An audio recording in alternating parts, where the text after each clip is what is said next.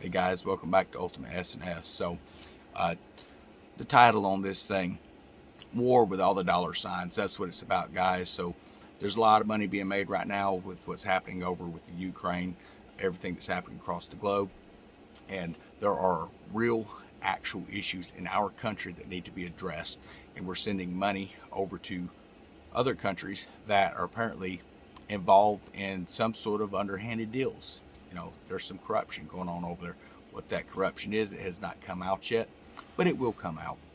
So we do know that there was some stuff going on with some biolabs now that kind of slipped out in a Senate hearing, international Senate hearing.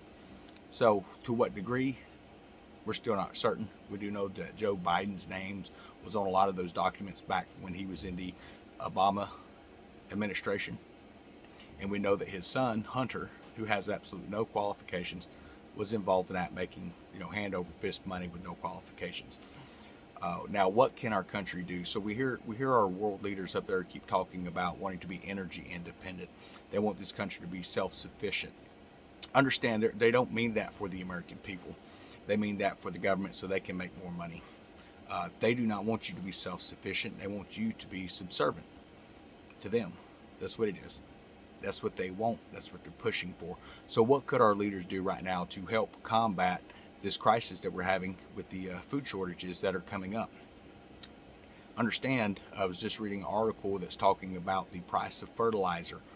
Okay, it was used to be around $200 to $250 for a metric ton. It has gone up to just over $1,700 per metric ton. That happened this week, and they're actually predicting that to be over $2,000 by summertime, and that cost will continue to rise over however long this conflict lasts. And understand, it will take time to get those processes back moving because, one, we're not going to buy it from Russia. The world's kind of banning away from them to get the Ukraine up and running again. It's going to take time to get a lot of those facilities and things, because that's a lot of that stuff. The industry over there is what has been targeted over there. Need to understand that. So what can they do? Well, we have a lot of unused BLM land. I'm talking thousands of hectares that are available that can be used for farming. The government could take and provide the equipment to families to start farming these areas, given the money to actually get the facilities built to produce their own fertilizers and things like that. Are they going to do that? No, they will not do that. Why? Because that's going to make the American people self-sufficient rather than subservient to the government. Understand, dude, they do not want you to prosper on your own. That's why a lot of these unjust laws have came out over the years. Back when Obama was in administration, there were a lot of laws that were restricting the size of the gardens you can have. Some areas cannot have gardens at all. That was things that Obama was pushing. Now, they've not been enforced at a state level in many states because the state sees it as unconstitutional. So why even set that in place? Well, the state loses the right to decide in a martial law event. So what they're trying to do is make the American people desperate to the point that they rise up in a violent way so that they can declare martial law.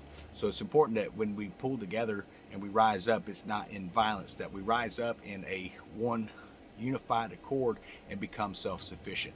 That means families pulling together, friends pulling together, communities pulling together, and pulling our resources to provide our own food for our areas, provide our own fertilizers for our areas, and pulling together as a people. Okay, that is what America was built upon. It was not built for a government to come in and tell you what you can and cannot do.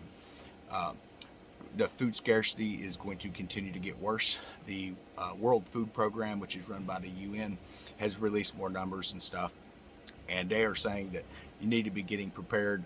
2019, they said about 10.5% of the country was not prepared. Okay, then in 2020, it was 10.5% of the country was prepared. So it sounded like some people were starting to wake up in the country and they were getting food set up and things like that. And there was only 10.5 that weren't prepared for a massive type of a food situation. Well, with all of the you know stuff going on, shutting down of jobs and things like that, that number has now dropped back to 9.8% of the American population is actually ready for what's coming up. They're expecting massive food shortages. They're telling you if you have food stockpiled and things like that, as this continues to get worse, adjust your eating habits. You need to start rationing. So that's telling you when they're using words like rationing, that means that you're going to be cutting back on how much you're intaking to stretch your preps out longer. Now, I've seen some videos where there's kind of this like miscommunication in prepping communities. So people are like, well, you need to set a long-term goal of 2 years self-sufficient.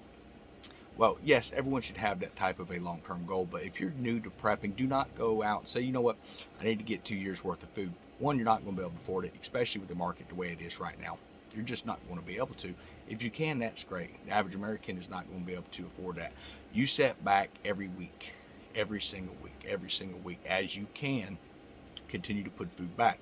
If you have to cut out internet, you have to cut out cable, you have to cut out satellite, you have to cut out all these luxury things, items that we have. You know, your live streams and your special streaming apps and things like that. Cut those costs out. Focus on prepping for your family.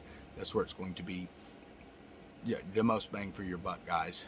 If you're still running around, you're paying $15 for Netflix now, I think is what the price is.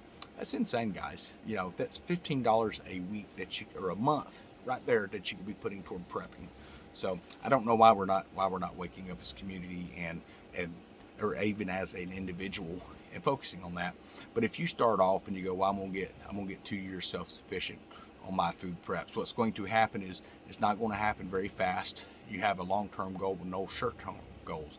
Think long-term gains, short-term goals. You're not going to feel like it's an impossible task at that point. You're not going to feel like, you know, you're being defeated because you get to the thing and you're looking and say, man, I've only got 4 days of food extra this week. And then you're like, well, what's the point? So if you can get an extra week every month, it's going to help you out a lot. If you can get an extra month of food every month, that's really going to help you. But what you're not going to be able to do is run out, unless you have the money, go out and buy 2 years supply of food, because chances are you're not going to be able to find it on the shelves. You might can, I highly doubt it. Now there's a lot of different types of preps that you can do. We've been showing some of the prep videos over here on this channel, which is, I hope, been helping people out. Understand, so like when we have pastas and things like that, I show the packages to show you what we're getting. Those all get broke down and they get put into the vacuum seal bags and things like that as well. Depending on type of product, it will get in a Mylar bag as well to have little oxygen absorbers and stuff in it to really increase that. So you need to understand, sell-by dates are not expiration dates as well. You can get like the ramen noodles, the real big packs of them, and they'll have a sell-by date on it. And I know for a fact that those will still be good. I've eaten some that were 3 years past that and they were fine. So something you should think about. Understand it was not left in the original package. That was put inside of a vacuum sealed bag. So you can get a vacuum sealer real cheap at Amazon. They sell them at Walmart and all kinds of different places. Amazon's probably about the cheapest place you can get them at. So that's something that you should really look at doing in your preps as well. That can be a little bit of an expenditure coming straight out, but I mean, it's going to be worth it long term. I think it's important that we think realistically. It's easy to come up when you've been prepping for years to tell people you need to get 2 years worth of food right now. Well, it's easy to say that, but it's kind of a disconnect from the reality of the situation. One, the food may not be available. The prices being what they are, maybe it's not going to be affordable to do that all in one shot. So set you some short-term goals, aim for a long-term gain, and you will get there.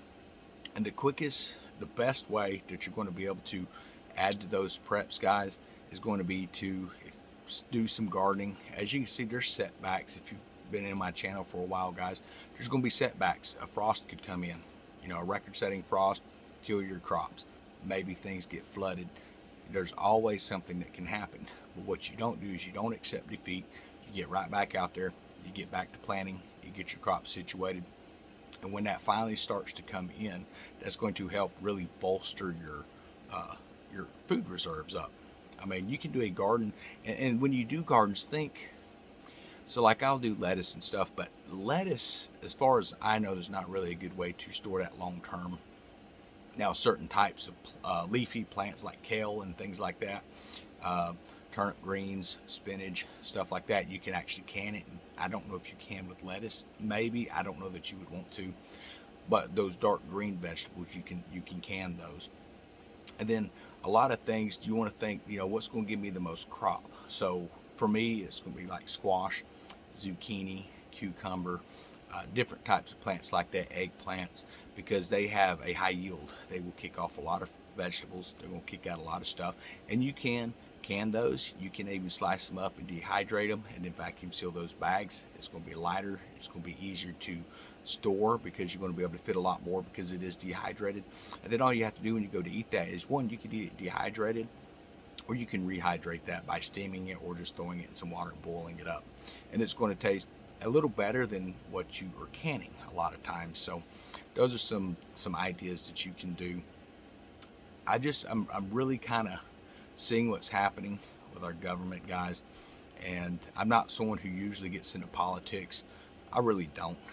But seeing the lies that come out, because you can, like I say, you can go to whitehouse.gov, you can go to the UN's website, you can go to all these different types of resources because it is public information, and find out what's really happening, what's really going on, what executive orders are being signed, when they're being signed, what the purpose of those executive orders that are being signed are. You can even find out on other governmental sites. And these, like I say, these are open for the public. They have to make this stuff available, but most Americans do not take the time to go and read about it. You can find out what's happening with Congress. You can find out what's happening with the Senate, but nobody goes and reads it. We just wait to hear about part of it on the news. You might hear part of a law that, well, that sounds like a pretty good law, but what you don't hear is all of the stuff that's been added to that, the extra fat that's thrown on there, that wants to take away rights to firearms and your rights to gardening, which was one of the things that the Obama administration put on there. He actually put it in where you couldn't have a larger size in a 10 by 10 area for a family, which is just really crazy, insane if you ask me. That's not a lot of area to grow. That is not being forced, or even enforced, I should say, on a state level as of right now. So do what you can while you can. As far as like the people that get on there and say, well, if you're doing this type of stuff out in the open, or flying drones open, or seeing who's doing what, who cares? So because you're afraid they're going to see what you're doing, you're just not going to prepare. That's insane. To sit and do nothing is insane at this point. And then you've got the other people who are so crazed that they're like, oh, well, I just hope they come looking for trouble. Hey, they will eventually, I'm sure, at which point you do what you feel you have to do. But prepare the best you can, because you're going to need it. You are going to need it. Do you really think they're going to be concerned with you and your little bitty garden that is probably not going to be that big anyway? Most people won't keep a big garden because they have to work. They have these long hours at their jobs trying to provide a normal life for their families. So they're not concerned with you. They're more concerned with the larger groups that are pulling together. So keep your stuff in the open. Don't try to hide it. If you start trying to hide stuff, they're going to look into it a little deeper, guys. So grow your food, get it stored, get it stockpiled. Be smart about it. Don't advertise what you've got to your communities around you, because your neighbors are going to be your marauders in the days to come. There's not a single neighbor in my neighborhood that I trust not to come and try to take what I have. That's just the way it is. I don't really know a lot of them. I know a few of them, but not very well. But I see the type of people they are because I observe people while they're going about their daily actions. And when you start seeing that they're nosy to see what you're doing, start moving your preps under the cover of darkness. Don't let them see what's going on. Because for every normal person in your neighborhood, there's 10 houses full of crazies. That's just the fact of the way it is, guys. For those that are saying that you're on your own, you don't really know what to do, well, I'm going to tell you what you need to do right now. Prep what you can. Get what you can saved up. Get what you can saved up. And just keep prepping, keep prepping, keep prepping, because crap has not hit the fan yet. You need to get the food. Get it now. Do what you can. Don't sit around making excuses about you're just on your own. You can worry about maybe finding a community later when things get bad. There will be communities that sprout up and you can join in. But you need to be studying in the meantime something so you have something to offer. Because I can tell you right now, if someone comes up and they have absolutely no skill set and no desire and they're lazy, they didn't want to even try and prep or anything like that back when they could, they're not going to join a group that I'm in. They're just not, because they didn't want to even take the time to prepare or contribute to their own family. They're not going to contribute to your group either. So watch out for the moochers that are out there, the people that don't want to do anything.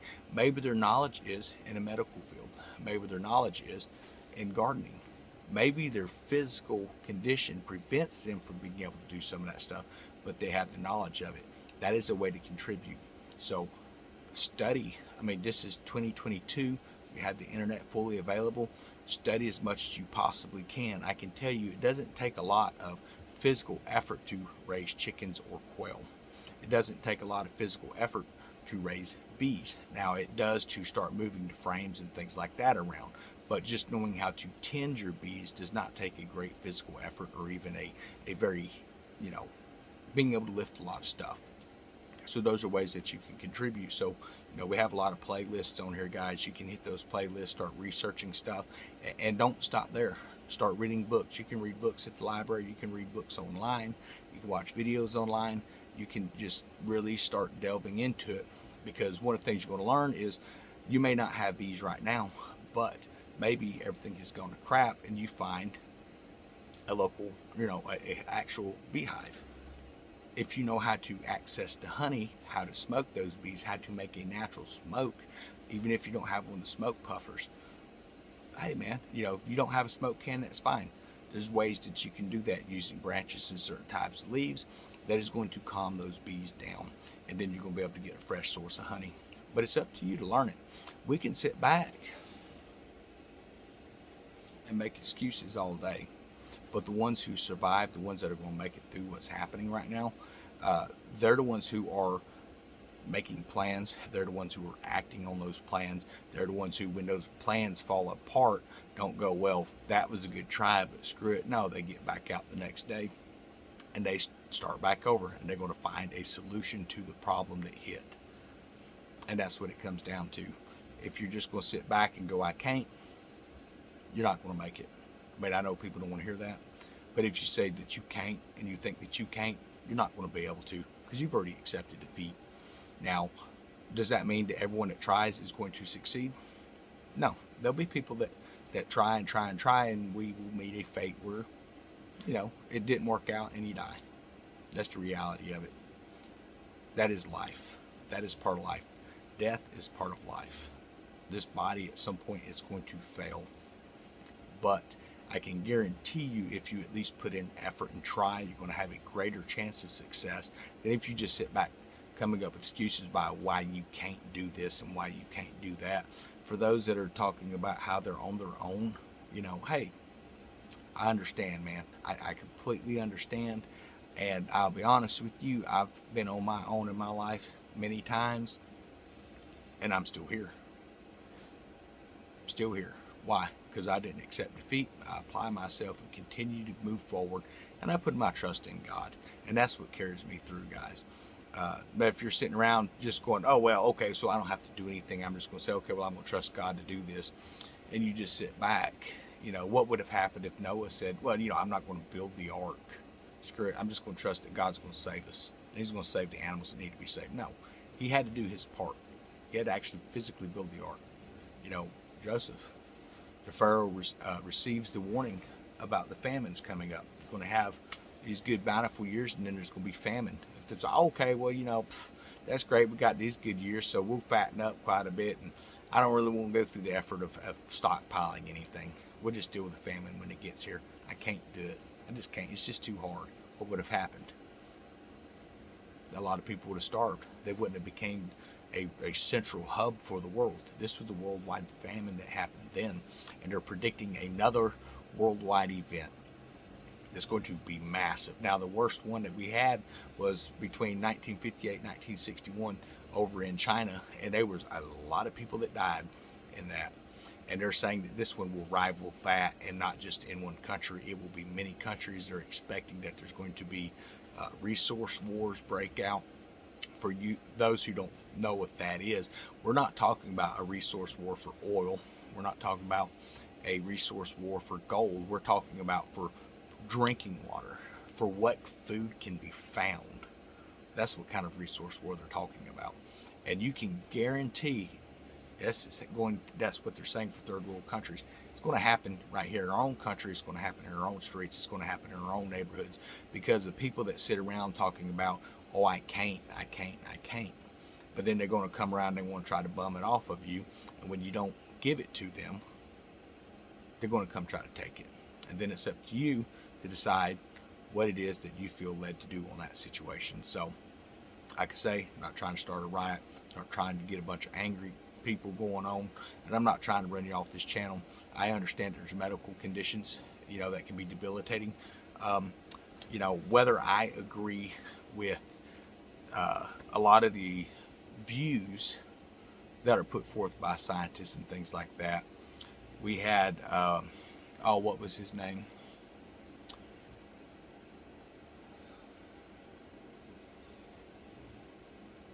I can't remember his name, guys. He was the gentleman that was stuck in the wheelchair, and he couldn't even speak, okay? But he had this computer thing, and he could blow in a straw and suck on a straw, and it would watch his eye movement. He finally got to where he had one eye. Say, I don't agree with what his views were on a lot of things in life, but if he sat around saying, I can't, do you think he would now be known as what they consider one of the greatest scientists of our times, one of the greatest scientific minds of our times, whether you agree with everything he said or not? Well, no, he would just been a guy who died of a disease. Nobody would have known who he was. So I think it's important that you understand, if you don't have the physical health, maybe you have the mental ability to retain at least some knowledge that can be beneficial to other people. Because you have a lot of people that are stocking canned food, stocking dry goods right now, but they don't have the know-how on the other stuff. So understand, you buy a pack of beans, 15 bean soup. That was one thing that showed up in one of my videos, guys, here recently.